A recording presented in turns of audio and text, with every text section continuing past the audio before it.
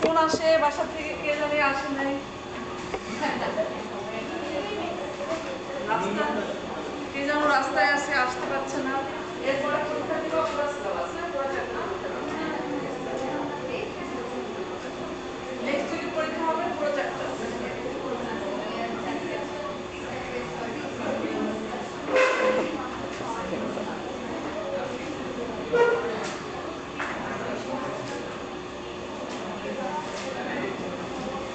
তোমাদের এখানে একটা জিনিস আমি কি জানি না, তোমাদেরকে আমি বলেছিলাম কিনা, কোর্স আউটলাইন এটা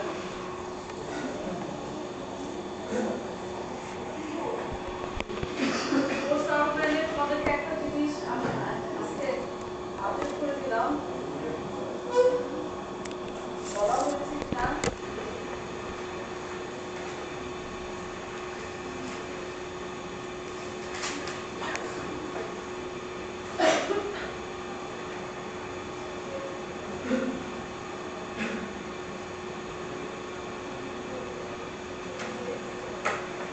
জানো না, কোশ্চেন তোমাদের কোশ্চেনে বা কিছু চেঞ্জ হবে কোশ্চেন সেটিংয়ে। হ্যাঁ, তোমার কোশ্চেন 5 এসে একটা অর্থ থাকবে, কোশ্চেন 10 এসে একটা অর্থ থাকবে। আর যদি তোমার হচ্ছে আমার মতো পার্টে পার্ট বি থাকে, তাহলে কোশ্চেন 3 এ একটা অর্থ থাকবে, কোশ্চেন 6 এ একটা অর্থ থাকবে। এটা তো ফুল কোর্সের ক্ষেত্রে বলা হচ্ছে। তোমার ফুল কোর্সের ক্ষেত্রে কত হচ্ছে, তোমার মিড সেমিস্টারে 6 আর ফাইনাল সেমিস্টারে হচ্ছে 10। ফাইনাল সেমিস্টারে 10 হলে তোমার ফিফথ কোশ্চেন এসে question number 5 or 10 number question এসে ঠিক একইভাবে হাফ কোর্সের ক্ষেত্রে এরকম অর থাকবে। এটা হচ্ছে কোর্স আউটলাইন। ওকে, আমরা কোথায় ছিলাম? আমরা ছিলাম হচ্ছে বিভিন্ন সাবজেক্ট সিলেক্টেড। হ্যাঁ বলো, একটা অনেক কোশ্চেন বলো। আমি যে পর দিয়ে যেমন যে কোশ্চেনগুলো থাকবে ওটা কি মানে নেক্সট সেম চ্যাপ্টারের কোশ্চেন থাকে নাকি মিক্স থাকে? এটা তো এর মধ্যে ফালাই দিলাম। এটা সেম চ্যাপ্টার মনে থাকবে না, টিচার অল কোশ্চেন করবে যে কোনো জায়গা থেকে পাবে, সেম চ্যাপ্টার থেকে থাকবে না। আর কোশ্চেন কি আসলে চ্যাপ্টার ওয়াইজ হয়? কপি কোর্স হ্যাঁ, মিক্স আপ থাকে না। আমি আমি যদি 3টা কোশ্চেন করি আর আমি যদি 2টা চ্যাপ্টার পড়াই, তা আমার কি 3টা কোশ্চেন কি 2টা চ্যাপ্টার থেকে মিক্স আপ হবে না? মানে আমি একটা চ্যাপ্টার পড়াইলে 3টা কোশ্চেন করলাম, তাহলে তো তুমি ইজিলি ধরতে পারতেছো একটা চ্যাপ্টার থেকে কি কি কোশ্চেন আসবে। আর আমি যদি 2টা চ্যাপ্টার পড়াই 3টা কোশ্চেন করি, তখন তো আমাকে মিক্স আপ কোশ্চেনের মধ্যে যাইতেই হবে। এ বি সি ডি তো থাকেই, তাই না? A B C D E F G H এগুলো তো থাকেই। এখন হচ্ছে যে A B C D E F G H এর মধ্যে আমি আমার ইচ্ছা আমি এ একটা চ্যাপ্টার থেকে নিলাম, বি একটা চ্যাপ্টার থেকে নিলাম, আমি এ বি সি একটা চ্যাপ্টার থেকে কেন নেব? আমার ইচ্ছা, আমি কোনখান থেকে নেই নেই, তাই না? এটা তো হচ্ছে যে কোশ্চেন করে তার একটা স্বাধীনতা। সবাই যদি এত স্বাধীনতা দেয়, তাহলে যে কোশ্চেন করবে তার একটা স্বাধীনতা দিতে হবে না? হ্যাঁ হ্যাঁ, এটা ঠিক কথা বলছি। পুরো কোশ্চেনটাই হচ্ছে টিচারদের স্বাধীনতা। টিচার ইচ্ছা মতো কোশ্চেন করবে, টিচার ইচ্ছা মতো যেখান পারে সেখান থেকে কোশ্চেন করবে। তোমাদের পড়ার মধ্যে থাকলেই হলো, যেটুকু পড়াইছে তার মধ্যে থাকলেই হলো। হ্যাঁ, বুঝি নাই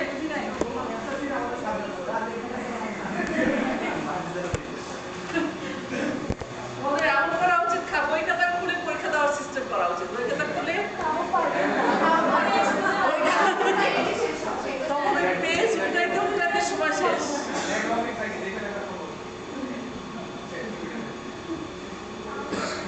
এই জন্যই আসলে দেখে কেউ পরীক্ষা দেয় না। আমরা কি করছিলাম, বিজ্ঞানী, তাই না? এর পরের যে স্লাইডটা অসান্সি ডিসেল ওইটা একটু ভিডিও করলে ভালো পরে আসবে পরে না এটা পরে এটা পরে না পরে না অসান্সি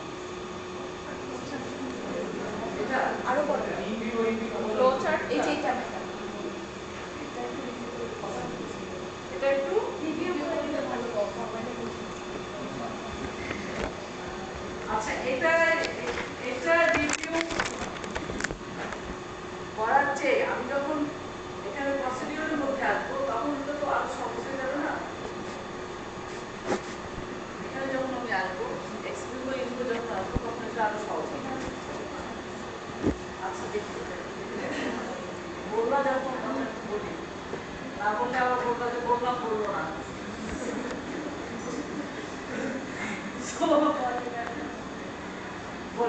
হচ্ছে অশান্তি ডি সিলভা, একটা পেশেন্ট ছিল, তোমার ওর হচ্ছে যে ডিজিজটা ছিল ইমিউনিটি সংক্রান্ত, ডিজিজটা ছিল ইমিউনিটি সংক্রান্ত, ডিজিজটার নাম ছিল তোমার SCID, severe combined immunodeficiency disease. Severe combined immunodeficiency disease হচ্ছে তার যে ইমিউনো সেলগুলো ছিল একত্রিত হয়ে ইমিউনো সেলগুলো কাজ করছিল না।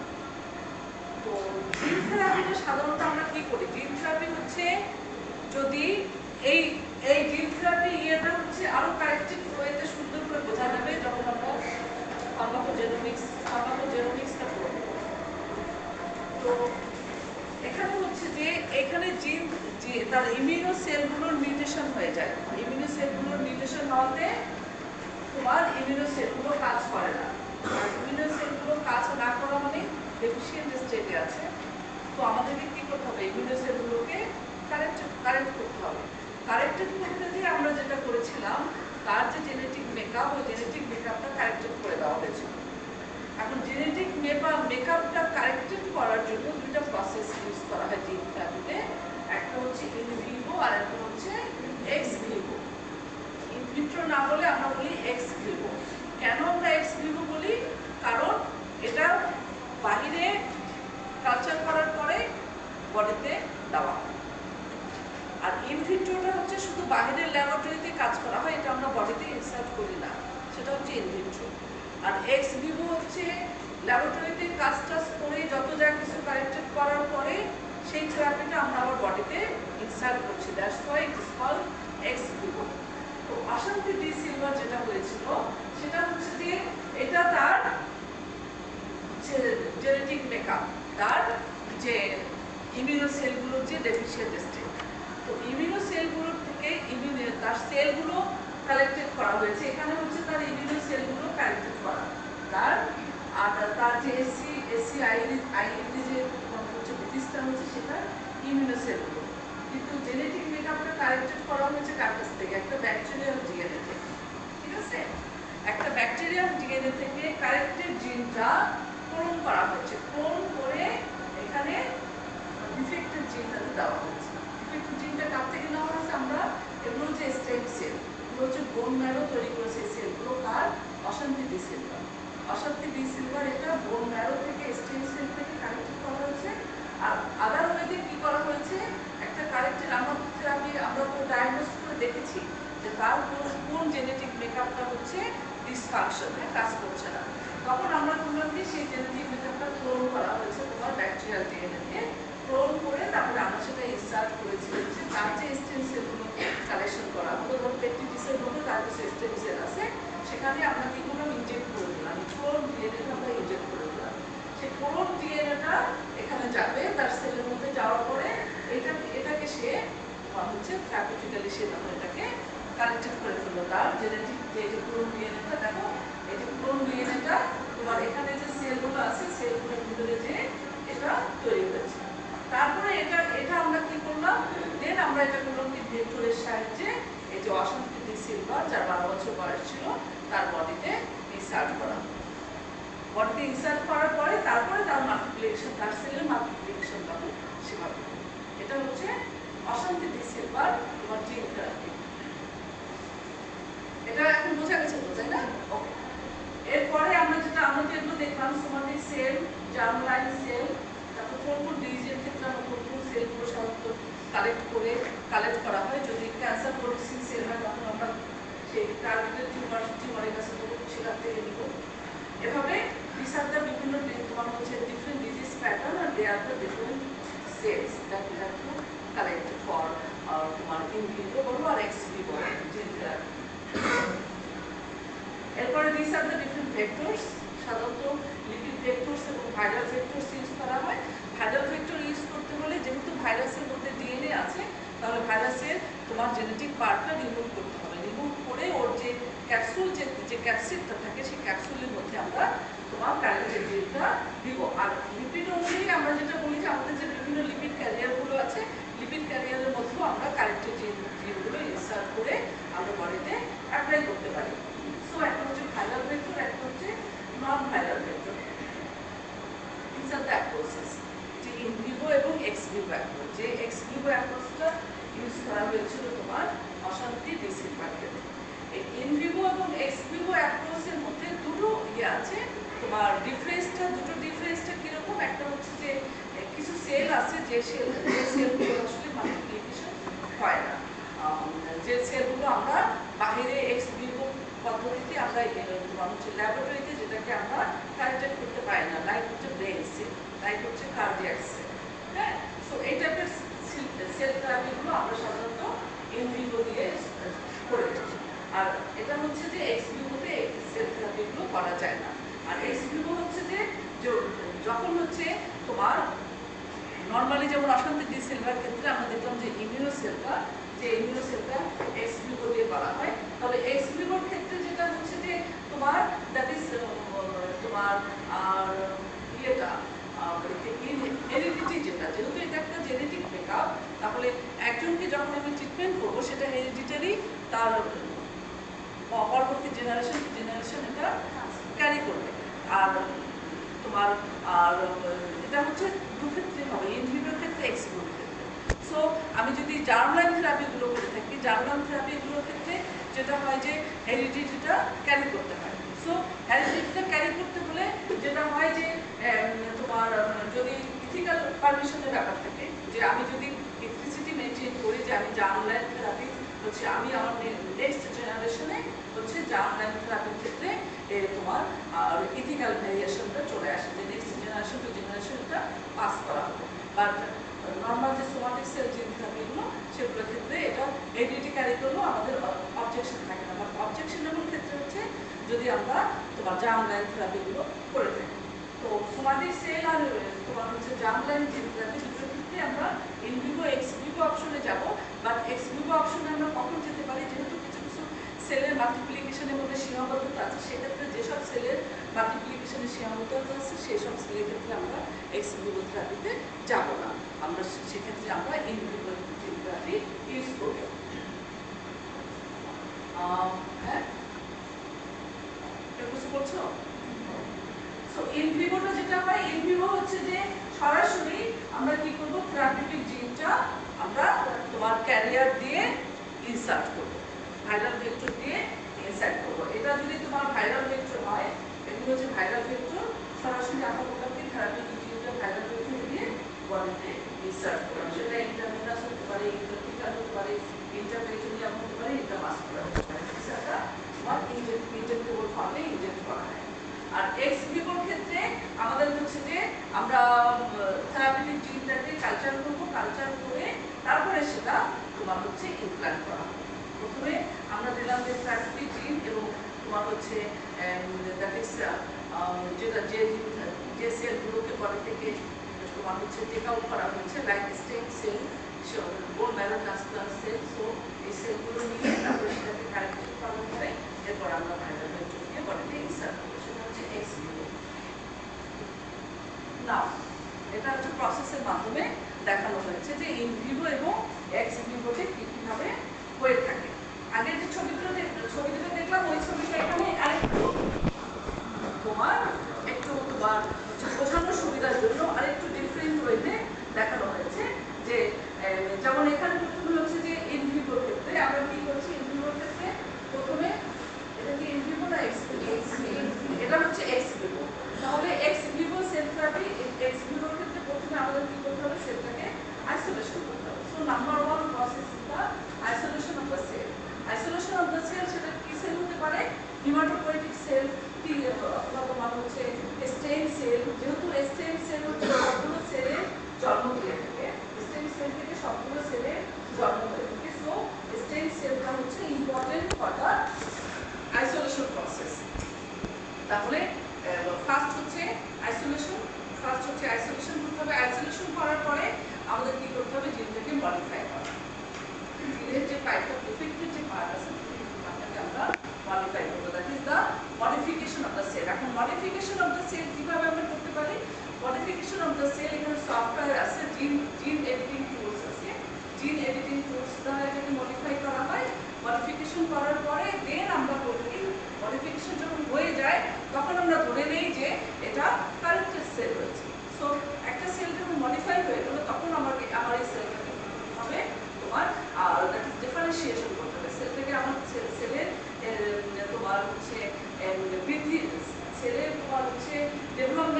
কম্বিনেশন ডিফারেন্সিয়েশন এটা বাড়াতে হবে, দ্যাট মিনস সেল এক্সপানশন করতে হবে। কারেক্টেড হয়ে যাওয়ার পরে প্রসেসটা হচ্ছে সেল এক্সপানশন। সেল এক্সপানশন করার জন্য এক্স ভিভোতে আমাদের কি করতে হয়? সেল এক্সপানশন করার জন্য আমাকে সেলটাকে কালচারে দিতে হবে, দ্যাট ইজ ল্যাবরেটরিতে এটাকে কালচার করতে হবে। আমরা যেভাবে সেল কালচার দিই, আমাদের যে সেল কালচার ল্যাব হচ্ছে, সেল কালচার ল্যাবটা করার আর মেইন উদ্দেশ্য হচ্ছে এরকম সেলগুলোকে কালচার করা, এক্সপানশনের মাধ্যমে সেলগুলোকে কালচার করা। সেলটা যখন কালচার হয়ে যাওয়ার পরে আমাদের এটা তোমার ইয়ে করা, অ্যাডমিনিস্টার করা, ইনফিউশনের মাধ্যমে আমরা এটাকে অ্যাডমিনিস্টার করতে পারি। রি-ইনফিউশন ফার্স্ট হচ্ছে take out, that is the তোমার হচ্ছে সেল আইসোলেশন, সেলটাকে আইসোলেট করে নেওয়া, দেন এটাকে কারেক্টেড করা পরে এক্সপানশন, দেন রি-ইনফিউশন। এখন আমরা বলতে পারি যে খুব সহজ একটা প্রসেস, বললাম যে প্রথমে আইসোলেশন করলাম, তারপরে তোমার হচ্ছে কারেক্টেড করলাম, দেন এক্সপানশন, দেন হচ্ছে রি-ইনফিউশন কিংবা অ্যাডমিনিস্ট্রেশন। তো যত সহজ এটা প্রসেসটা বলা হলো, সিস্টেমটা তত বেশি জটিল। কারণ আমি যখন একটা সেলকে যখন আমি আইসোলেশন করে দেবো, সেলটাকে যখন আমি আইসোলেশন করবো, আইসোলেশন করার পরে আমাকে এটা মডিফিকেশন করে আমি এক্সপানশন করছি, তারপরে আমি এটাকে ইনসার্ট করছি। ইনসার্ট করার ক্ষেত্রে আমাকে কি করতে হবে? আমাকে সেই পেশেন্টের বডিতে সেলগুলোকে জিরো কাউন্টে আনতে হবে। জিরো কাউন্টে যদি না আনি, তাহলে এই যে আমি বাইরের থেকে একটা সেল দিচ্ছি, তাহলে কি ওই বডির মধ্যে যে সেলগুলো আছে, সেই সেল আর এই সেলের মধ্যে সংঘর্ষ হয়ে যাবে না? সো ইন্টারাকশন হবে, অ্যাডভার্স রিঅ্যাকশন বেশি হবে। সো তোমার আমি যে ইমিউনোসাপ্রেসেন্ট ইউজ করি কিংবা যত যা কিছু করি, তখন এই সেলটাকে রিজেক্ট করবে এবং সিভিয়ার হাইপারসেনসিটিভিটি রিঅ্যাকশন তৈরি হবে, সিভিয়ার ইনফ্লামেশন হবে, যেহেতু একটা ফরেন কম্পাউন্ড, বাট এক্ষেত্রে এক্স ভিভো এবং ইন ভিভোর ক্ষেত্রে, ইন ভিভোতে তোমার এই রিজেকশনটা অনেক বেশি হয়ে থাকে rather than the x Vivo. কারণ এক্স ভিভোতে অলরেডি বডি থেকে সেলটা আইসোলেট করা হয়েছে, বডি জানে, বডি সেলটাকে চিনে, এই সেলটাকে বডি চিনে। সো আমরা এটাকে থেরাপিউটিক্যালি যখন আমরা এটাকে তোমার হচ্ছে কারেক্টেড করছি, কারেক্টেড করার পরে আবার যখন বডিতে দিব, বডি কিন্তু জানছে যে এটা আমার সেল। সো এক্ষেত্রে সেল রিজেকশনটা অনেকটা কম হয়। বাসন্তী ডি সিলভার ক্ষেত্রে এই জন্যই তোমার এই এক্স ভিভো প্রসেসটা তোমার হচ্ছে চুজ করা হয়েছিল, যে এক্স ভিভোর মাধ্যমে আমরা দেবো। কারণ এক্স ভিভোতে এটা তোমার রিজেকশন রেটটা অনেক কম থাকে। তো অ্যাডভান্টেজ এবং অ্যাপ্লিকেশনের মধ্যে আমরা দেখি যে অ্যাডভান্টেজগুলো কীরকম। এটা যেমন একটা কন্ট্রোল এনভায়রনমেন্ট এখানে তৈরি করা হয়েছে। কন্ট্রোল এনভায়রনমেন্ট কীরকম? যে সেলটাকে আমরা আইসোলেট করে নিয়েছি, সেলটা আমরা জানি। সো সেলটাকে আবার আমরা যখন কালচার করছি, তো কালচার মিডিয়ামটা একটা কন্ট্রোল মিডিয়ামের মাধ্যমে আমরা সেলটাকে কালচার করছি।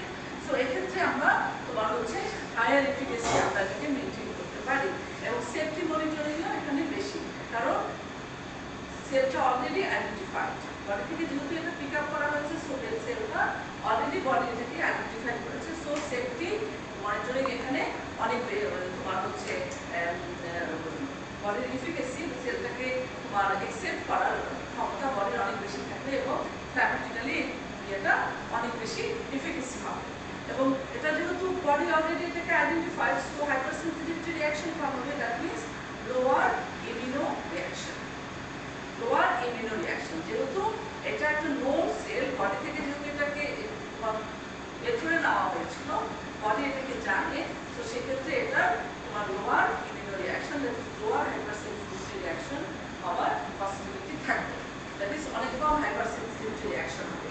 আর এটা যেহেতু তোমার আমরা সেলটাকে বের করে নিয়ে আসলাম, বের করে নিয়ে আসার পরে আমি একটা কারেক্টেড জিন এটাকে এটার মধ্যে দিলাম, দিলে আমি এটাকে কারেক্টেড করলাম, that means everything I have known, everything has been done in front of my eyes, আমি জানি সব কিছু আমি দেখেছি।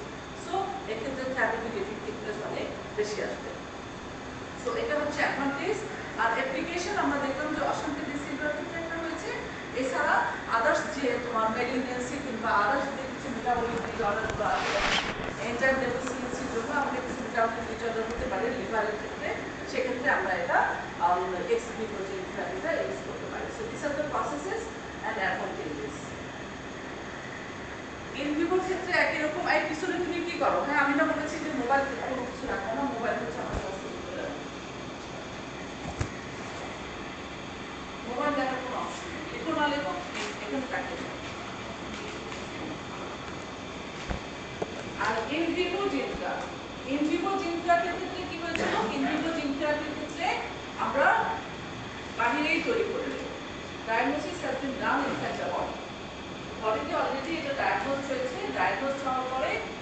থার্পিটিক্যালি ট্রিটমেন্টটাকে বাইরেই তৈরি করে দিচ্ছি, তৈরি করে দেওয়ার পরে বডিতে স্টার্ট করবো।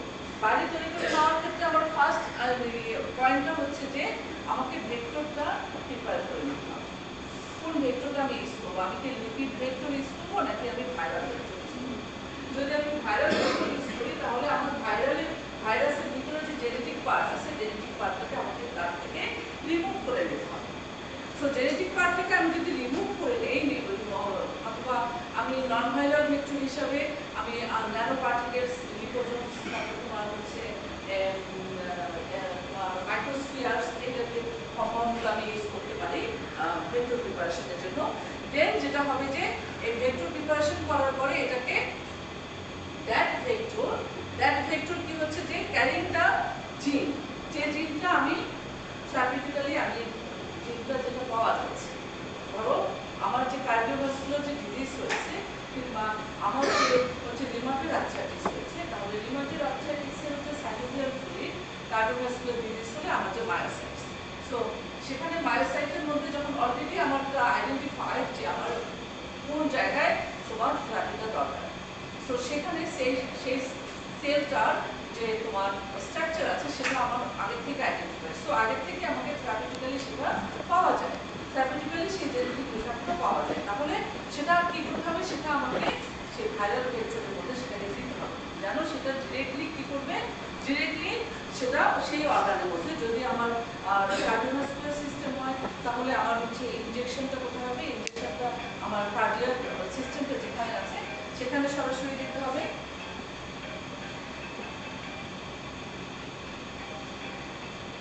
এছাড়া তোমার হচ্ছে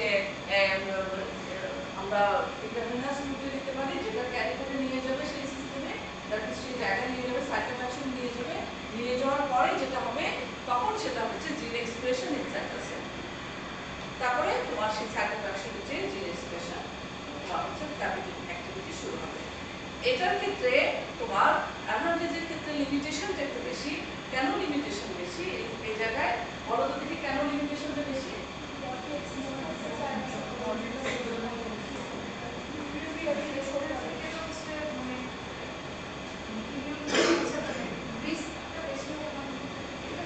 যেহেতু একটা ফরেন পার্টিকেল আমরা দিচ্ছি, যেহেতু তোমার ভাইরাল ভেক্টরটা একটা ফরেন পার্টিকেল আমাদের বডির জন্য, আগেরটাও ভাইরাল ভেক্টর ছিল কিন্তু আগেরটা হচ্ছে আমাদের সেলটাকে আমরা বের করে দিয়ে আসছি, সেক্ষেত্রে বডি সেটাকে চিনতে পারছি, কিন্তু এখানে পুরো আমার জিনটাও হচ্ছে থেরাপিউটিক জিনটাও আমার বডির জন্য আনলো, ভাইরাল ভেক্টরটা তো আনলো না, তো দুটোই প্রোটিন, থেরাপিউটিক জিনটা প্রোটিন, ভাইরাল ভেক্টরটা প্রোটিন। সো এখানে যেয়ে হচ্ছে তোমার হাইপারসেন্সিটিভ রিঅ্যাকশন আমার যেহেতু আনলো, তো বডি সেভাবে তোমার হচ্ছে রিঅ্যাকশন শুরু করবে এবং সেখানে অ্যাকসেপ্টেন্স রেটটা অনেক কমে যাবে, অ্যাকসেপ্টেন্স কম হওয়ার পসিবিলিটি অনেক বেশি, এবং তোমার দ্যাট ইজ হার্ডার টু কন্ট্রোলটা বলা আছে যে তোমার হচ্ছে কোন সেলটাকে আসলে চুজ করবে। আমরা ইন্টারভেনাসলি দিচ্ছি, ইন্টারথিকাল দিচ্ছি, but still we don't know যে এটা আসলে যে সাইটোপ্লাজমে কোন সেলটাকে চুজ করবে। যদি এটা সাইটোপ্লাজমে যে অন্য একটা সেলকে চুজ করে তখন কি হবে যে ওই সেলের যে প্রোটিন আছে, এখানে আমরা যে প্রোটিনটা দিচ্ছি ভাইরাল ভেক্টর ডিস্ট্রিবিউটেড প্রোটিন, ওর মধ্যে যে জিনটা আছে সেটা একটা প্রোটিন, সো সেখানে কি করবে protein protein interaction, that is the dimer reaction তৈরি করবে, কিন্তু মাল্টিজিন রিঅ্যাকশন তৈরি করবে, যেহেতু ওখানে অলরেডি একটা জিন জেনেটিক মেকআপ আছে, আমি একটা জেনেটিক মেকআপ দিচ্ছি, সো হচ্ছে মাল্টিজিন ফাংশন শুরু হবে। মাল্টিজিন ফাংশন হচ্ছে একটা সিভিয়ার টক্সিক রিঅ্যাকশন। আর অ্যাডভান্টেজেসটা হচ্ছে দ্যাট ইজ সুইটেবল টু তোমার কালচার করাটা একটা হচ্ছে ভিগোরাস প্রসেস, তো এখানে যে কালচারটা হচ্ছে না, সো ইট ইজ তোমার কি বলবো লেস হ্যাজার্ডাস যেটা এক্স ভিভো জিনটা। আর অ্যাপ্লিকেশনের ক্ষেত্রে দেখা যাচ্ছে যে আমাদের নিউরোলজিক্যাল ডিসঅর্ডার, রেটিনাল ডিসঅর্ডার, চোখের কিছু কিছু আছে গ্লুকোমার, কিছু ট্রিটমেন্ট আছে গ্লুকোমার, আর কিংবা হিমোফিলিয়া, দ্যাট ইজ তোমার আমাদের যে তোমার হচ্ছে প্রোটিন ফ্যাক্টর আছে, ব্লাড প্রোটিন ফ্যাক্টর 8 এবং ব্লাড প্রোটিন ফ্যাক্টর হচ্ছে 9, যার জন্য তোমার হিমোফিলিয়া ডিজিজটা হয়ে থাকে।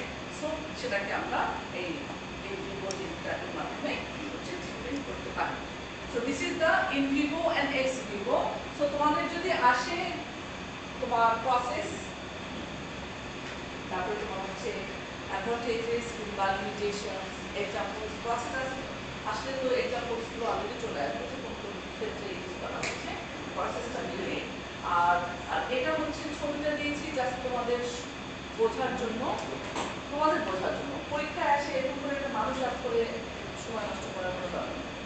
যে এখানে যেমন একটা মানুষ আট করে দেওয়া হয়েছে এরকম করে দেওয়া মানে সময় নষ্ট করার দরকার নেই, যেহেতু টাইম কম থাকে, তাই না? টাইম কম থেকে 1.5 ঘন্টার মধ্যে তোমাকে 6টা কোশ্চেন আনসার করতে হয়। সো এত ছবি দেওয়ার দরকার নেই, নাম্বারের উপর ডিপেন্ড করে তোমার হচ্ছে আনসার করতে। These are the advantages and disadvantages হচ্ছে explanation. এতদিন আমরা advantages এবং disadvantages করেছি, বা এখন তোমার হচ্ছে ডিসঅ্যাডভান্টেজের ক্ষেত্রে আমরা দেখবো যে advantages এবং explanation। যে অ্যাডভান্টেজটা তুমি বলছো সেটা তুমি এক্সপ্লেইন করো, হ্যাঁ? যে অ্যাডভান্টেজটা বললা সেটা এক্সপ্লেইন। কি কি অ্যাডভান্টেজ আছে এখানে? তোমার হচ্ছে root cause, fix the root cause, long-term effect, targeted therapy, useful for genetic disorders, reduces drug dependence, টাকে রিডিউস করছে, দ্যাট ইজ দ্য ফার্মাকোজেনোমিক্সে দিকে যাচ্ছে, ফার্মাকোজেনেটিক্সে দিকে যাচ্ছে, potentially cure, personalised medicine, gene therapy একটা পার্সোনালাইজড মেডিসিন, কারণ এক একজনের জেনেটিক মেকআপ এক এক রকম এবং তার জেনেটিক মেকআপ অনুযায়ী তার ট্রিটমেন্টটা তার মতো হবে। সো এটা একটা পার্সোনালাইজড মেডিসিন। আর অ্যাপ্লিকেশন বিয়ন্ড দ্য জেনেটিক্সের বাইরে আমরা এটাকে কীভাবে ইউজ করতে পারি। Then quality of life, improve the quality of life, and advantages the precision medicine. That is the এখানে যে তোমার অ্যাডভান্টেজেস এবং তোমার হচ্ছে অ্যাডভান্টেজেস গুলোর এক্সপ্লানেশন দেওয়া হচ্ছে, that is fully on the তোমার হচ্ছে ক্লিনিক্যাল সাইড। যে এক্সপ্লানেশন যখন তুমি করবা তখন আসলে তুমি বুঝতে পারবা ক্লিনিক্যালি কেন ফার্মাকোলজি করা হচ্ছে, কেন ক্লিনিক্যালি আমরা এই অ্যাডভান্টেজগুলো চুজ করছি। এতদিন তো তোমার হচ্ছে অ্যাডভার্স রিয়াকশন অ্যাডভান্টেজ এরকম কার্যকর করে আসছে, এখন এরকম না। এটা হচ্ছে যে অ্যাডভান্টেজেস করতে হবে, সাথে সাথে এক্সপ্লানেশন করতে হবে এবং এটা মুখস্থ করতে হবে। ঠিক একইভাবে ডিসঅ্যাডভান্টেজেস এবং এক্সপ্লানেশন, অ্যাডভান্টেজেস অ্যান্ড এক্সপ্লানেশন ঠিক একইভাবে disadvantages and explanation, and this is fully on the basis of clinical side of pharmacology, clinical side. এটা করবা, এটা করবা, ওকে, শেষ।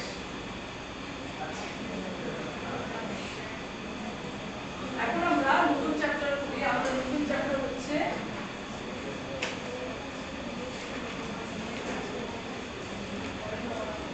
CGX or pharmacogenomics.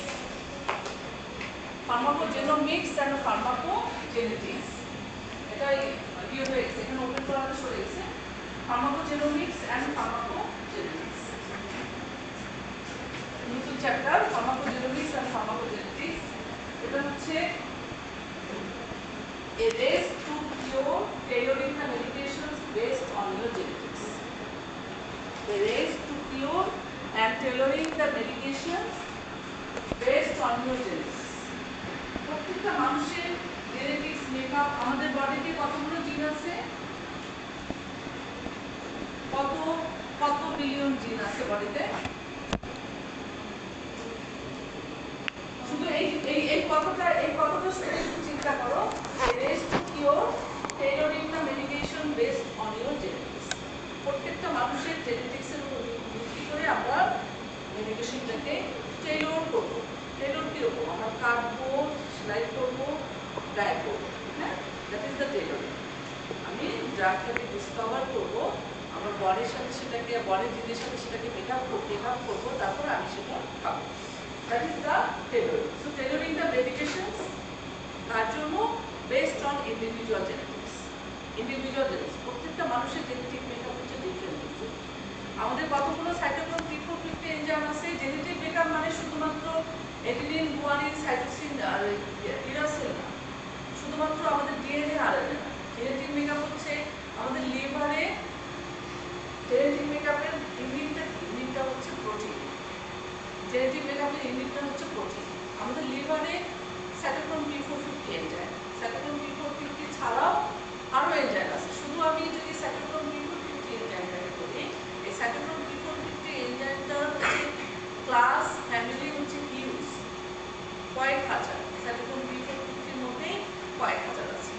সো আমরা যে তোমার যে আমরা মেডিকেশন নেই, আমাদের যে মেডিকেশনগুলো নেওয়া, ওরালি নেওয়া কিংবা ফার্স্ট ক্লাস মেটাবলিজম বলো, কিন্তু আমরা ওরালি নিচ্ছি, ওরালি ছাড়া তো তোমার লিভারের অ্যাকসেপ্টেন্স পাওয়া খুব টাফ, তাই না? আমরা লিভার কখন অ্যাকসেপ্ট করবে? যদি আমরা সেটাকে ওরালি, আমরা কারো ডাইজেস্টিভ সিস্টেম থেকে সেটা লিভারে যায়, এটা আমরা এডিএমইতে দেখেছি। সো লিভারে এই যে একটা লিভার 1 কেজি 1.5 কেজি সাইজের যে একটা লিভার, এই লিভারের মধ্যে billion billion cytochrome P450 enzyme আছে। এবং আমি জানি না আসলে আমি যে মেডিকেশনটা, আমি যে খাবারটা খাচ্ছি সেই খাবারটা কোন এনজাইম দ্বারা তোমার হচ্ছে লিভারে ফাংশন হচ্ছে। তো নর্মালি আমরা কি করছি? নর্মালি আমরা আমাদের এনভায়রনমেন্টের মধ্যে যতগুলো জিনিসপত্র আছে সবগুলো জিনিসপত্রকে আমরা কি করেছি? 3টা ক্যাটাগরিতে ডিভাইড করেছি। একটা রূপ হচ্ছে কার্বোহাইড্রেট, একটা রূপ হচ্ছে প্রোটিন, একটা রূপ হচ্ছে ফ্যাট। আমরা যে মেডিকেশনগুলো নেই, মেডিকেশনগুলো কি থাকে? আমাদের কখনো লিপিড ব্যারিয়ার থাকতে পারে মেডিকেশনের মধ্যে, কখনো এটাতে প্রোটিন একটা আউট প্রোটিন থাকতে পারে, কখনো মেডিকেশনটা হচ্ছে কার্বোহাইড্রেটের নেচার হতে পারে, আমরা যাটা দেখছি। সো আমরা যা কিছু আমাদের বডির ভিতরে ইনসার্ট করবো এই 3টা ক্যাটাগরিতে সেটা থাকে। এবং আমাদের এনজাইমগুলোর কাজ হচ্ছে এই 3টা ক্যাটাগরি সাবস্টেন্সগুলোকে 3 ভাবে ইউটিলাইজ করা। কার্বোহাইড্রেটকে তারা একভাবে করে, প্রোটিনকে একভাবে করে, এবং তোমার হচ্ছে ইয়েকে তোমার ফ্যাট টাইপের সাবস্টেন্সগুলোকে আরেকভাবে করে। তো প্রোটিনটাকে আমি বলছি যে একটা একক, প্রোটিনটা হচ্ছে একটা একক। এই যে জেনেটিক মেকআপ বলছি, tailoring the medication based on your তোমার হচ্ছে জেনেটিক্স। তো এই জেনেটিক্স মেডিকেশনটাকে যে আমাদের যে জেনেটিক মেকআপ, আমাদের জেনেটিক মেকআপ মেডিকেশনটাকে টেইলর করবে। এই মেডিকেশনটাকে টেইলর করার জন্য জেনেটিক মেকআপ বলতে কিন্তু আমাদের হচ্ছে, আমি যে অ্যাডিনিন, গুয়ানিন, সাইটোসিন আমাদের যে জিন সেটা না, এটা হচ্ছে যে আমাদের যে এনজাইম ফ্যামিলি আছে, আমাদের এনজাইম ফ্যামিলির তোমার হচ্ছে জেনেটিক মেকআপ। দ্যাট ইজ এই মেডিকেশনগুলোকে আমাদের এনজাইমগুলো কিভাবে কাজ করবে। আর এনজাইম ফ্যামিলি মানে কি? এনজাইম হচ্ছে প্রতিটা এনজাইম প্রোটিন ইন নেচার, প্রতিটা এনজাইম হচ্ছে প্রোটিন ইন নেচার। তাহলে জেনেটিক মেকআপ বলতে আমরা বুঝবো যে সে প্রোটিনের স্ট্রাকচার কীরকম, যে প্রোটিন আমার মেডিকেশনটাকে টেইলর করবে, তার স্ট্রাকচার কীরকম, সেই স্ট্রাকচারের মধ্যে যদি কোনো কারণে মিউটেশন থাকে, সেই স্ট্রাকচারের মধ্যে যদি কোনো কারণে জিনের তোমার হচ্ছে এদিক সেদিক হয়ে যায়, তাহলে কিন্তু সেই প্রোটিনটা আর কাজ করতে পারবে না, সেই প্রোটিনটা আর কাজ করতে পারবে না।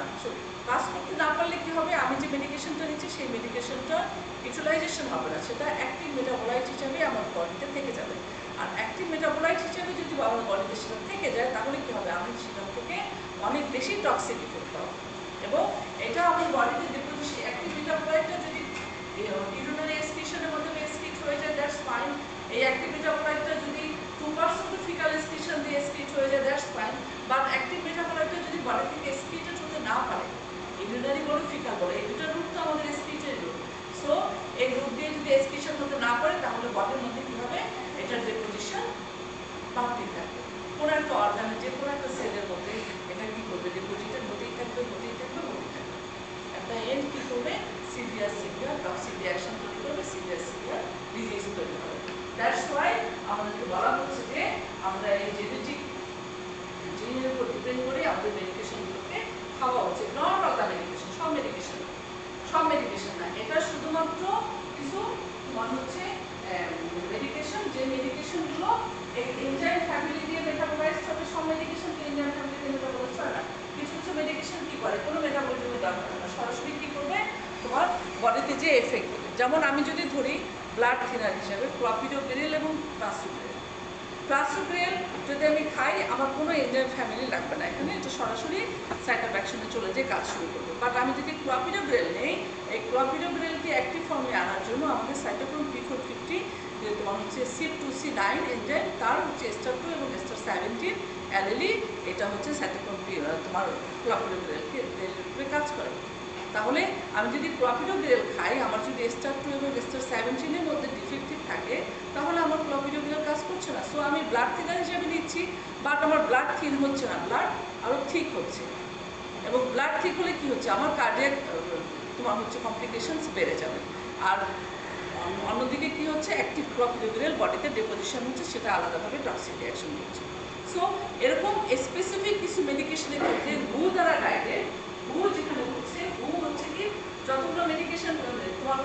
আমাদের এখন পর্যন্ত পৃথিবীতে আসছে যতগুলো ডিসকভার হয়েছে সবগুলোর কি আছে, একটা গাইড বুক আছে, তাই না? সবগুলোর কি আছে, একটা গাইড বুক আছে। ধরো বাংলাদেশের যতগুলো মেডিকেশন আছে, বাংলাদেশে আমরা ফার্মাসিউটিক্যাল ইন্ডাস্ট্রি সেগুলো যে যে জারগুলো তৈরি করে, সেই জারগুলোর পুরো লিস্ট আমাদের আছে বাংলাদেশ ন্যাশনাল ফর্মুলারিতে। দ্যাট ইজ অনেক সময় ডক্টররা প্রেসক্রাইব করতে যে মিমস কিংবা এরকম বাংলাদেশ ন্যাশনাল ফর্মুলারি দেখে প্রেসক্রাইব করে, কারণ সেখানে ড্রাগের প্রাকৃতিক দিক থেকে শুরু করে টক্সিক ইফেক্ট সব ধরনের তোমার ইন্ডিকেশনস থাকে। সেক্ষেত্রে তোমার রুমের কিছু ড্রাগের লিস্ট আছে। আমরা এটা করতে করতে আমরা ড্রাগের ক্ষেত্রে চলে আসবো। ড্রাগের লিস্ট আছে যেগুলোর ক্ষেত্রে আসলে পিজিএক্স পার্সোনালাইজড মেডিসিন ইম্পর্টেন্ট, সবার ক্ষেত্রে তোমার এই ড্রাগটা প্রেসক্রাইব করা যাবে। So pharmacogenomics is the study of how a person's genetic makeup affects their response to drugs. Affects their response to drug. It combines pharmacology and genomics. Combines pharmacology and genomics to develop personalized medicine. Genomics and genetics. এ দুটোর মধ্যে পার্থক্য জানো? Genomics and genetics আর genetics. Genomics genetics দুটোই gene, বা genomics হচ্ছে একটু shorter sense আর জেনেটিক্স হচ্ছে ব্রডার সেন্সে। জেনেটিক্স হচ্ছে ব্রডার সেন্সে, জেনোমিক্স হচ্ছে একটু শর্টার সেন্সে। সো ফার্মাকোজেনোমিক্সটা কি বলো? Pharmacogenomics is the study of how the person genetic makeup affects their response to drugs. It combines with pharmacology and genomics to develop the personalized medicine. So that is the pharmacogenomics. Personal medicine develop করে কি করবে? Ensuring the safety and efficacy of the drug. Safety এবং efficacy বাড়ানো। Safety এবং efficacy বাড়ানো। ড্রাগের safety, থেরাপির safety এবং efficacy বাড়ানো।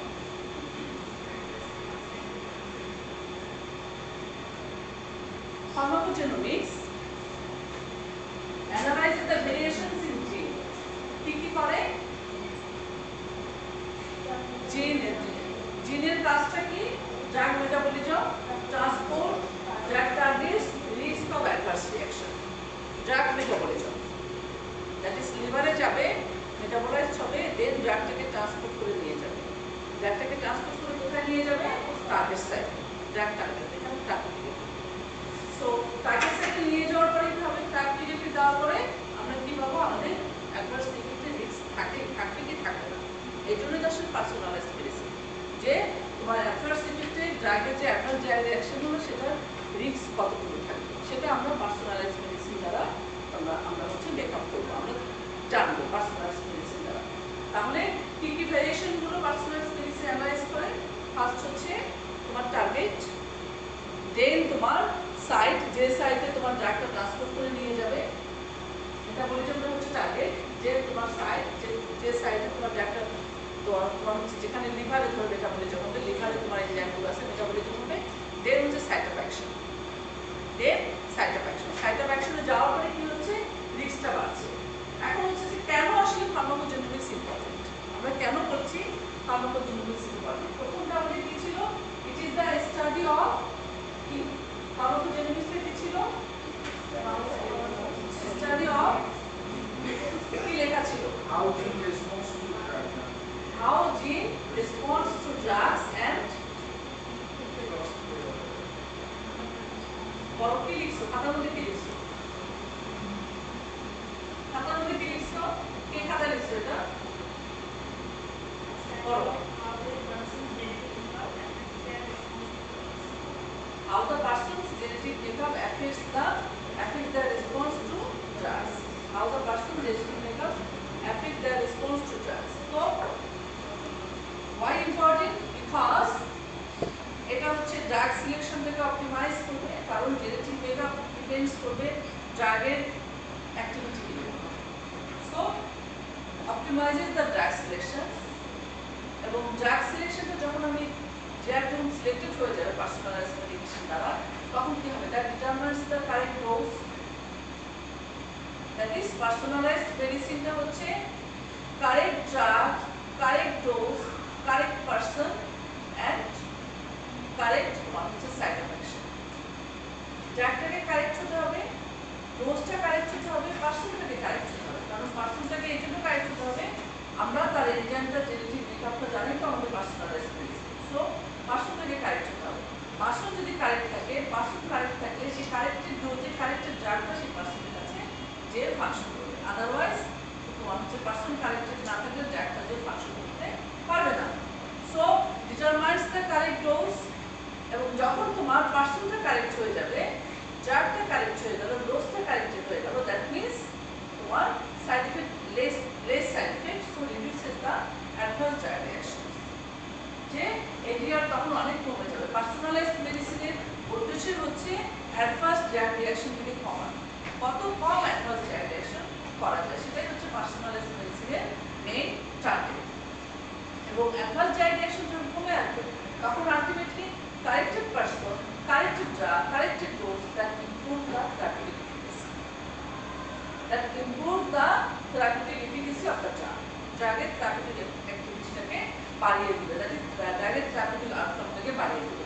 যখন drug-এর therapeutic outcome বাড়িয়ে গেল, একটা corrected person-এর কাছে একটা corrected dose, corrected drug আমরা দিতে পারলাম, তার মানে কি এটা এররটাকে কমিয়ে আনবে।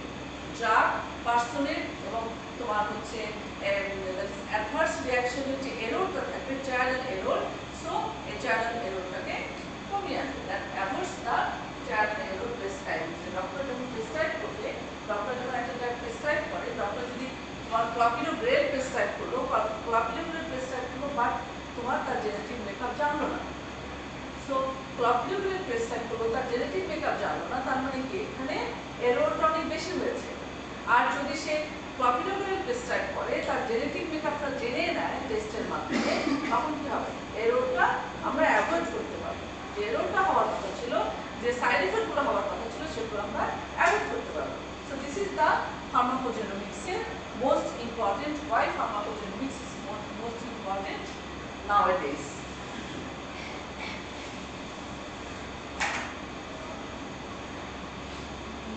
এখানে কয়েকটা ড্রাগের এক্সাম্পল আছে। আমি যেটা বললাম যে একটু পরে তোমরা জানতে পারবা যে কয়েকটা ড্রাগের এক্সাম্পল দেওয়া আছে, যার যে যে ড্রাগগুলো যে যে এনজাইম ফ্যামিলি দিয়ে যায়।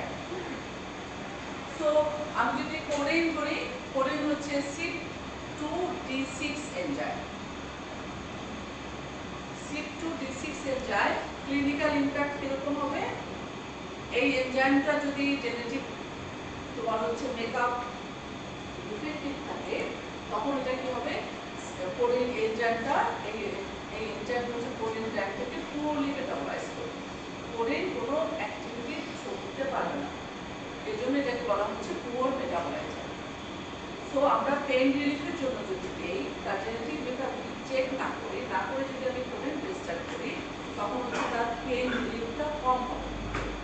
তাহলে কম হলে কি হবে? কোরিনের টক্সিসিটি বেশি হবে। আবার তুমি দেখো CYP2C19 ক্লপিডোগ্রেল, এখানে দুটো অ্যালার্জি আছে, একটা হচ্ছে তোমার স্টার 2 এবং স্টার 17। এবং ক্লপিডোগ্রেল যেহেতু ব্লাড থিনার মানে এটা অ্যান্টিপ্লাটিলেট এজেন্ট, ব্লাড থিনার মানে এটা অ্যান্টিপ্লাটিলেট এজেন্ট।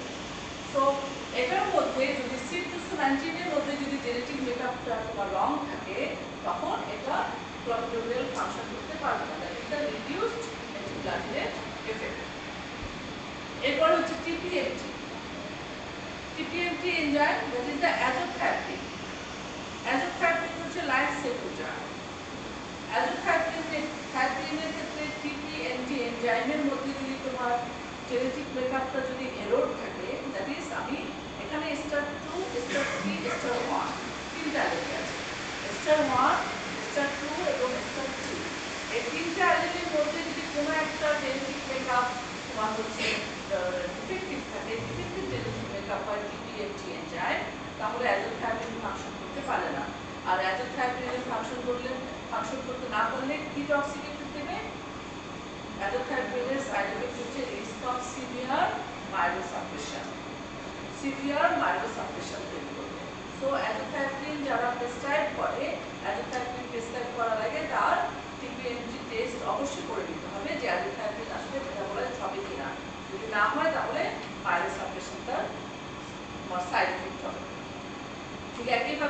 ওয়ারফারিন হচ্ছে ভিকো আর সি1 এনজাইম দ্বারা। এই ভিকো আর সি1 এনজাইম যদি ডিফেক্টিভ থাকে তাহলে ওয়ারফারিন তোমার প্রেসক্রাইব করা যাবে না। ওয়ারফারিন তো ব্লাড থিনার, সো আমার যদি ভিকো আর সি1 ডিফেক্টিভ থাকে আমি ওয়ারফারিন প্রেসক্রাইব করলাম, তাহলে আমার কি হবে, ব্লাড আস্তে আস্তে থিন হতে হতে পানির মতো হয়ে যাবে। আর কোনো কারণে যদি অ্যাক্সিডেন্ট হয়ে যায় তাহলে হেমোরেজিক ব্লিডিং শুরু হবে, এই ব্লিডিং আর থামবে না। সো আমাকে ওয়ারফারিন প্রেসক্রাইব করার আগে আমাকে ভিকো আর সি1 টেস্ট করে নিতে হবে, এবং ডোজ অ্যাডজাস্টমেন্টের একটা ব্যাপার আছে। তোমার WHO যে গাইডলাইন দিয়েছে, WHO এর গাইডলাইন ফলো করে ভিকো আর সি1 টেস্ট করে তারপরে আমাকে ডোজ অ্যাডজাস্ট করতে হবে, যে আমি 3 মিলিগ্রাম নিব নাকি 5 মিলিগ্রাম নিব। দেখো যে ওয়ারফারিনের 10 মিলিগ্রামের উপরে আর কোনো ডোজ নেই। ওয়ারফারিনের ডোজ হচ্ছে 3 মিলিগ্রাম থেকে 10 মিলিগ্রাম পর্যন্ত। 3 নিতে পারবো নাকি 5 নিতে পারবো নাকি 10 নিতে পারবো। 10 ডোজটা কিন্তু হায়ার ডোজ, মানে হচ্ছে তোমার হচ্ছে 10 মিলিগ্রাম প্রেসক্রাইব করলে এটা অনেক বেশি তোমার হচ্ছে টক্সিক শুরু করে দেয়, ব্লাডটা খুব দ্রুত থিন হয়ে যায়। ঠিক একইভাবে HLA-B15 তোমার হচ্ছে স্টার 57.1, তাহলে আরেকটা জিন আছে HLA-B15-02। স্টার 57 হচ্ছে অ্যামাকেভির, দ্যাট ইজ দ্য তোমার অ্যান্টিভাইরাল ড্রাগ। সো এই ড্রাগটা এইডসের ক্ষেত্রে প্রেসক্রাইব করা হয়। এই ড্রাগটা প্রেসক্রাইব করতে হলে এই জেনেটিক মেকআপটা অবশ্যই টেস্ট করে নিতে হবে, আদারওয়াইজ সিভিয়ার হাইপারসেনসিটিভিটি রিঅ্যাকশন শুরু হবে। So this are the some important genes and the pharmacogenomics for one specific type of drugs.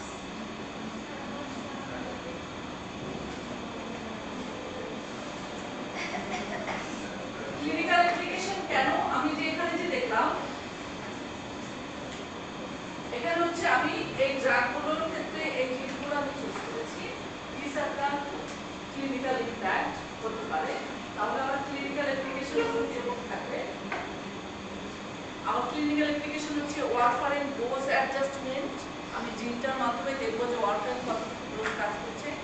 Dose adjustment, অ্যাজোথ্যারপিনের ক্ষেত্রে কি হয়েছে, সিভিয়ার টক্সিসিটি প্রিভেনশন, কারণ এটা কি ছিল severe myelosuppression, so severe toxicity prevention. Then তোমার প্রফিটেবলের ক্ষেত্রে কি ছিল, প্রফিটেবলের ক্ষেত্রে ছিল যে অ্যান্টিপ্লাটিলের এফেক্ট কমিয়ে দেবে। সো অ্যান্টিপ্লাটিলের এফেক্ট যদি কমিয়ে দেয় তাহলে আমি প্রফিটেবলের প্রেসক্রাইব না করে আমি আরেকটা ডিফারেন্ট ড্রাগ চুজ করব। সো এখানে কি হলো, তোমার অল্টারনেটিভ থেরাপি চুজ তোমার হচ্ছে option of choosing the alternative therapy. আমি প্রফিটেবলের প্রেসক্রাইব না করে আমি আরেকটা ড্রাগ প্রেসক্রাইব করবো, কারণ আমাদের অ্যান্টিপ্লাটিলের ড্রাগ অনেকগুলো আছে। আর স্কিন তোমার হচ্ছে অ্যাবাকেভিতে কি ছিল, অ্যাবাকেভিতে ছিল যেহেতু সিভিয়ার হাইপারসেনসিটিভিটি রিঅ্যাকশন হচ্ছে, সো আমাকে আগে এটা স্ক্রিনিং করে নেওয়া যেটা আসলে ড্রাগটা তার কাছে প্রেসক্রাইব করা যাবে কিনা। স্ক্রিনিং করা মানে তার জেনেটিক মেকআপটা আমার জেনে নেওয়া যে ওই এনজাইমটা আসলে অ্যাক্টিভ আছে কিনা, তাহলে আমি এটা প্রেসক্রাইব করতে পারবো কি পারবো না। হ্যাঁ, টেস্ট করতে হবে।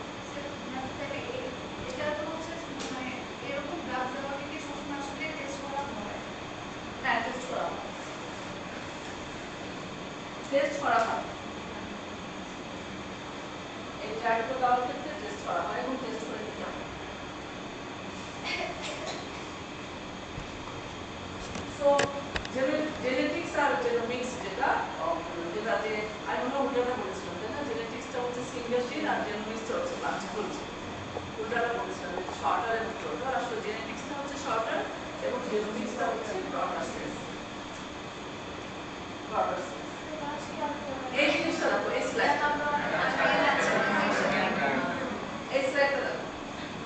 ওখানে হচ্ছে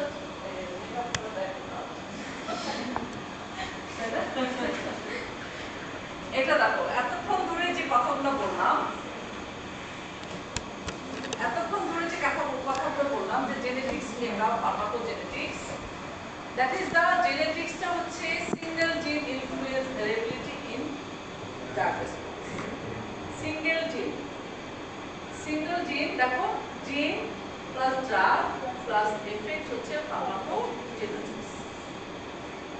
আর যদি আমি এখানে মাল্টিপল জিন দিতাম, ড্রাগ এফেক্ট ফার্মাকোজেনেটিক্স। তো ফার্মাকোজেনেটিক্স থেকে আসলে ফার্মাকোজেনেটিক্স যেখানে তোমার করা হয়, চর্চা করা হয়, সেটাই হচ্ছে ফার্মাকোজেনেটিক্স। ফার্মাকোজেনেটিক্স যে জায়গায় তোমার ডায়াগনোসিস হবে, প্রেসক্রিপশন হবে, যেখানে চর্চা হবে, দ্যাট ইজ দ্য ফার্মাকোজেনেটিক্স। এখন দেখো এখানে হচ্ছে এই জায়গায় অনেকগুলো পপুলেশন, একটা হচ্ছে ব্ল্যাক পপুলেশন, একটা রেড পপুলেশন, একটা হচ্ছে ব্লু পপুলেশন। এখানে কি দেওয়া আছে? Advance drug reaction. কারা advance drug reaction? Red population গুলো হচ্ছে অ্যাডভান্স ড্রাগ রিঅ্যাকশন। তারপর তোমার হচ্ছে আমরা বলেছি যে ফাইন্ডিং দ্য সুপিরিয়র মেডিকেশন, আমাদের সুপিরিয়র মেডিকেশন ফাইন্ড আউট করতে হবে। কারা সুপিরিয়র মেডিকেশন ফাইন্ড আউট করবে? যারা রেসপন্ডার্স, যারা রেসপন্ডার্স গ্রুপ, তারা সুপিরিয়র মেডিকেশন ফাইন্ড আউট, তাদের মাধ্যমে আমরা সুপিরিয়র মেডিকেশনটা ফাইন্ড আউট করতে পারবো যে কোন ড্রাগটা আসলে কাজ করছে। Interpersonal doses variation, interpersonal doses variation আসলে রেসপন্ডার্স এর মধ্যে থাকবে। আরেকটা কি আছে তোমার? That is non responders. Interpersonal doses variations এবং সেনসিটিভ ড্রাগ রেজিস্ট্যান্স।